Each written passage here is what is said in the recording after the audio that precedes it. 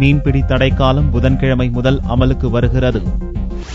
மீன்பிடி தடைக்காலம் வழக்கமாக 45 நாட்கள் அமலில் இருக்கும். மீன்களின் இனப்பெருக்கத்துக்காக இந்த தடை அமல்படுத்தப்படுகிறது. புதுச்சேரி யூனியன் பிரதேசம் காரைக்காலில் கடந்த ஆண்டு வரை 45 நாட்களாக இருந்த மீன்பிடி தடைக்காலம் இவ்வாண்டு முதல் 61 நாட்களாக நீடிக்கப்பட்டுள்ளது.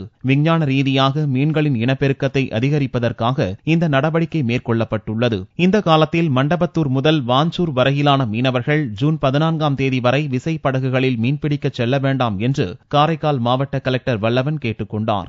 மீன் வளத்தை அபிவிருத்தி செய்யவும்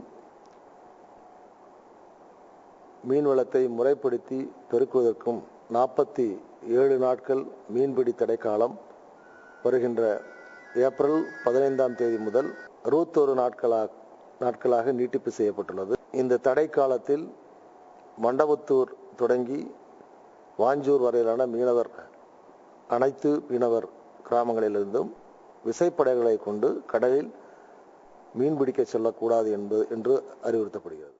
இதேபோல தமிழகத்தின் கடலோர மீனவ கிராமங்களிலும் மீன்பிடி தடைக்காலம் புதன்கிழமை முதல் அமலுக்கு வந்துள்ளது. இதை பயன்படுத்தி வலைகளையும் படகுகளையும் பழுது நீக்கி புதுப்பிக்கும் பணிகளில் மீனவர்கள் ஈடுபட்டுள்ளனர்.